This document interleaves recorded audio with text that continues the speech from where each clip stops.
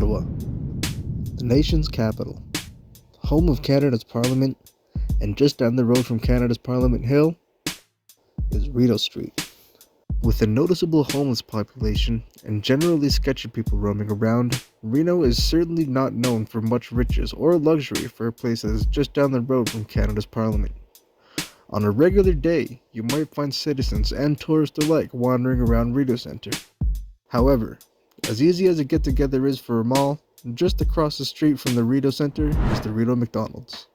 Opening in 1985, the location has become a known crime hotspot. And when criminal activities aren't going down in the McDonald's, the location just exudes this somewhat eerie energy that some might say encapsulates Ottawa Rideau life. Something McDonald's is known for is their 24-hour service. That used to be the case with the Rideau McDonald's up until 2019, when it was decided to limit the hours from 6 a.m. to 10 p.m.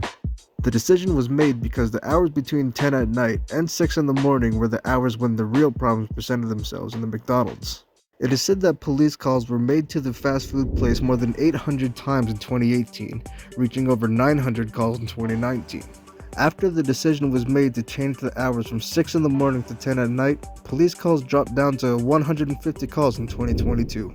A former manager of the McDonald's states in a Reddit post, "I've been told by officers that 99 has the most 911 calls in all of Ottawa." A statement from former Ottawa Police Chief Charles Bordelot states, "Officers of the Ottawa Police Service attend this location on a daily basis to address issues including vagrancy, liquor license violations, illicit drug use, and incidents of violence." However, a crime-ridden McDonald's doesn't do justice to explain just how bizarre and wild the events are that happen at the place. Located on 99 Rideau Street, fights, indecent exposure, constant police involvement, these are only a select few incidents that have happened at this place, which is only the tip of the iceberg of the daily life at this establishment. A former employee of the McDonald's says that there's usually 2 or 3 fights a night. We have walkie-talkies at this point. One of the crew members who used to work here got into a fight with this woman. I think she knew her or something and was provoking her, and this coworker would get really mad really easily, so they were going at it.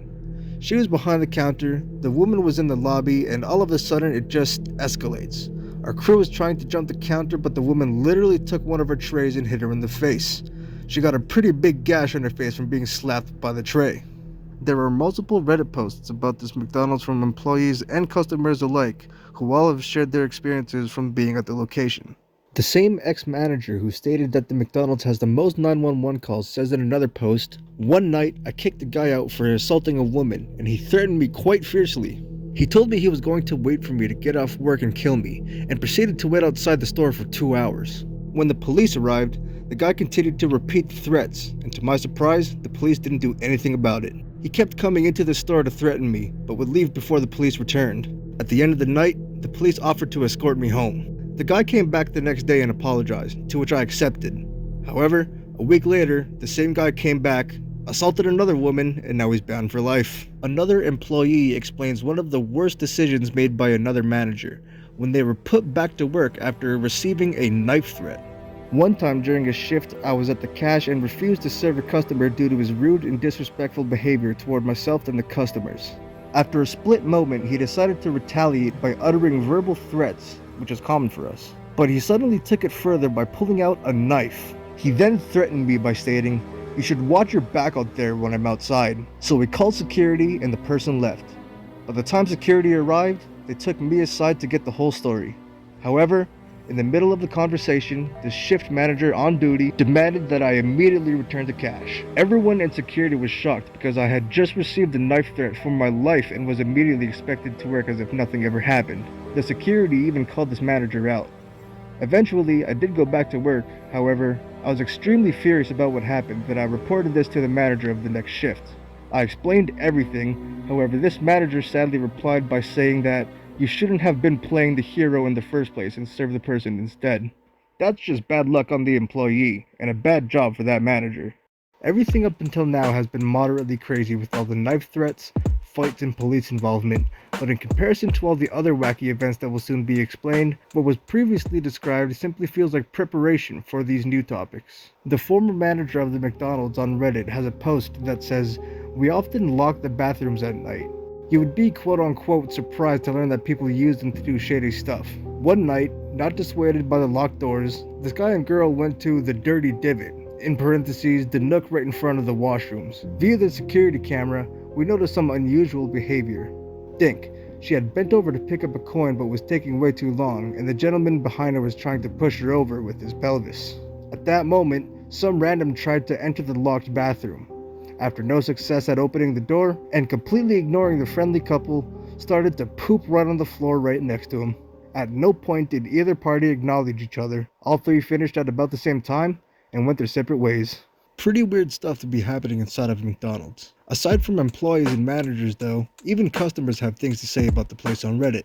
In a Reddit post, a customer recalls it was after the bars had closed and some guy who was standing in line to order food casually whips out his dong and pisses on the floor in front of everyone. A minute or two later, the night manager comes out and goes ape on this guy, all while he totally denies that it happened. A bystander decides to throw a large Fruitopia which hits the guy in the face and starts a sort of food fight. As insane as the stories have already been, the ex-manager of the McDonald's on Reddit describes probably one of the most nonsensical ones of all. There was one time we tried to stop a man from entering the women's washroom with his girlfriend, presumably to have some quality time. Naturally, the man protested and proceeded to strip naked. He was trying to prove that he was both a man and a woman, and yes, she/he had full-on breasts and a penis. The same employee who talked about the other getting slapped by a tray also states, another night, I think it was an overnight shift, we found some guy who full-on had a tent set up in the men's bathroom. He was fully camped out in there. He had been there the whole night apparently, but no one realized until about 6 a.m. when our store manager came in. Another customer of the McDonald's states in a Reddit post, I was there after the bars closed one time and there was a big line of guys waiting to take a leak with the door propped open, 2 at a time using it. I watched one guy shrug and started pissing in the garbage can. Then a line formed behind the garbage can. The ex-manager of the McDonald's recalls in another Reddit post, there was one incident where we caught the lady mid-poop, and we made her clean it up. She cried, and her friends came and laughed at her. Obviously, she was really drunk. We really have no authority to force people to clean up their own feces, but she went along with it for some reason. Like the former employee said earlier on, there's usually 2 or 3 fights a night. And with the countless amount of fight videos at the McDonald's, there is one video that stands out from the rest. The infamous raccoon video. In December of 2014, what was supposed to be just another fight video in the Rideau McDonald's, a raccoon randomly appeared in the hand of a man in the midst of all the chaos. There isn't much to say about the event, it's just another wild event in the plethora of stories from the Rideau McDonald's. But funnily enough, the former Rideau McDonald's manager who has all the stories on Reddit, they were the manager at the time of the event, and says in a post on Reddit about it, there was more than one raccoon that night, but only one got internet famous. I call him Pocket Rocket. The guy in the video was known to keep a small family of raccoons outside, and I think he ended up bringing them all up to Toronto. If I recall correctly, there was a picture of him floating around the internet at one point in a beer store. Here is the photo for your satisfaction. On top of that, earlier in the same year as the raccoon incident, there was a bomb threat to the Rideau McDonald's. In June of 2014, a suspicious package was found at the Rideau Street fast food restaurant. Investigators found a fake bomb inside the package, and now they're searching for 2 women believed to be responsible. Police say the girls are accused of leaving a makeshift bomb at the McDonald's. The false alarm forced police to shut down a part of Rideau Street while officers investigated. Now, why have I told you all this information about this place? Well, as of April 2023, the Rideau McDonald's will be shutting down. The property owner tells CTV News Ottawa that the franchise owner decided not to renew the lease and the restaurant will close in April. The space will be available for lease starting in July. The news has not been taken lightly by citizens who are aware of the restaurant's legacy, and they have gathered to bid their farewells in what is called the Rideau McDonald's Farewell March. I attended the farewell march along with a friend to commemorate the location's history, as well as to capture the moments of the farewell march for this project. On March 19, 2023, head organizer Keith DeSilvia Legault was the main character of the march, dressing up as Ronald McDonald for the event. Other characters include a box of fries, the McDonald's fairy, the Hamburglar, and the brother of the infamous raccoon. At 12:30 p.m. when the event was set to start, most people had arrived for the march, but we still waited until 1 o'clock for any more people to arrive at the march. First off, welcome to the Rideau McDonald's Farewell March. We're happy to have you. Right now, what time is it right now? 12:30. So we're going to be waiting for about half an hour, just in case any latecomers are coming in. At about 1 o'clock, we're going to be launching off. So that'll be the plan. We'll be... Okay, so we're going to be launching off in about 5 minutes. When the march is over, please resist the urge to go to the McDonald's all at once. There's people who work there and they do not want a big rush of people. And if you do go, be respectful. Go up to them, say thank you. Be nice, be kind. This is about being nice and being kind. So let's be nice and let's be kind. So in 5 minutes, I'll come back up and we'll start going. And just like that, the march was set to start.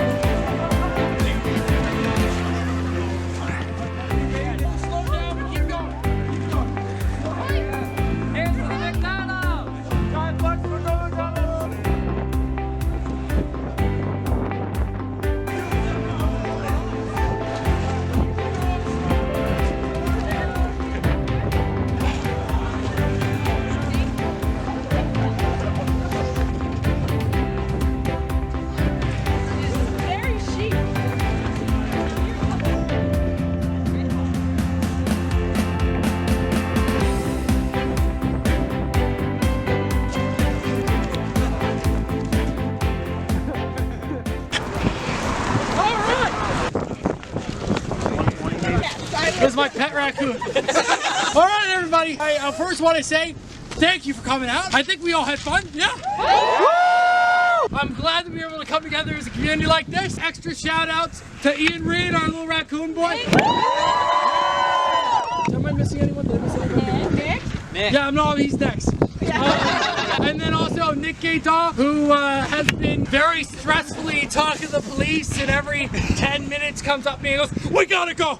We have to go!" So shout out to Nick there. Thank you!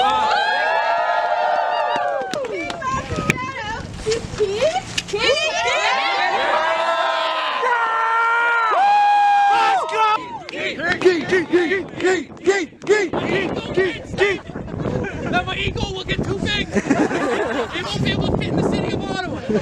Happy birthday, dear Dante. Happy birthday to you. We have raised, last time I checked, was $1,700. Is that so correct? $1,700. If before Thursday we can raise that, make that 2,000, make it 2,500 even possibly. I'm already going for a dip in the Ottawa River. Do 2 dips in the Ottawa River. No. It was a pleasure having you all, and hopefully the city of Ottawa can do more things like this in the future. Yeah. I love y'all. And just like that, the march had come to an end. What would have been just another quiet day in the city of Ottawa turned into a very fun community get-together over the silly McDonald's. $1,700 were raised on the day of the event, which has since reached $2,135. The money is going towards Operation Come Home and Voice Found. Operation Come Home is an employment, education, and support center for homeless and at-risk youth. And the Voice Found is an Ottawa-based organization that supports survivors of child sex abuse and human trafficking. 5.5 boxes of non-perishables were also donated during the event, which Keith himself dropped off at the Shepherds of Good Hope, which is a known homeless service in Ottawa. We were able to snag a few interviews from the characters of the event to get an idea of why they showed up to show their support in the march. Just got a few questions for you. So, like, what does Rideau McDonald's mean to you? Well, this is my brother Rody the raccoon. He unfortunately passed away after being involved in a brawl. We're not here to try and protest it closing. We're just here to remember it, remember all the good times. So fair to assume favorite memory is obviously the raccoon, your dear raccoon right there, right? Yeah, I mean, part of us doing this is just like we're raising money. We've raised $1,500. Our online fundraiser closes on the 23rd. It's kind of something fun, right? Yeah. But at the same time, you know, you can't do something good with the news. And what's your association with the lovely raccoon? Definitely, it has a lot of challenges, a lot of struggles. Businesses are kind of off by the things that Care to explain just the inspiration behind the lovely costume right there, the This bed is a sheet? McDonald's bed sheet, 1970s McDonald's bed sheet, cherished family heirloom. As you can see, it's been used as a drop sheet for paintings. Favorite memory? I just remember once I wasn't even in the McDonald's. I was just walking by the McDonald's. People came whipping out of it one after another, but nothing was happening. What's one thing that you can miss from Rideau McDonald's? I mean, it was a very democratic space. Anybody could go in there and sit down and do what they used to do. Whatever. Affordable for everybody and in the place where everybody is. So yeah, it's So first of all, what's your name and your role with the protest? No, definitely not a protest. Farewell March. My name's Keith Silva. I'm the head organizer of the Rideau McDonald's Farewell March. So what does it mean to see just this community response? I think it proves that we are capable of kindness, diplomacy, overall. I think a lot of times see Ottawa news for controversial reasons, right? For the convoy. I think this is a way of showing that we're capable of coming together as a community, being silly. Rideau and Sussex, we blocked it off and caused traffic there. The last time that happened was the Freedom Convoy. And I find it very funny that now the second time it's happened is the absolute opposite of what that is. What was the process like setting up this? It was stressful. It was a bit of a learning lesson. I had a great team. 8 people on my team, and I couldn't have done it without them. I know you must be super tired seeing you run around, so. Oh, I still got the adrenaline. Still got the adrenaline. What was your name, sir? Robert. And what was your name? Max. Max. It was. Thanks for coming out. And thanks for filming it. Thanks for coming. Was that everything? Yeah, everything. Thank you so much. And so, that concludes the Farewell Rideau McDonald's March. I just wanted to give a shout out to Robert for helping with the research for this project, as well as some help with the script, and of course, the interviews. In terms of my legacy in all of this, I'm proud to have made the news while passing the McDonald's during the march. The location of McDonald's known for its infamous stories, and a place where anyone could find a moment of shelter.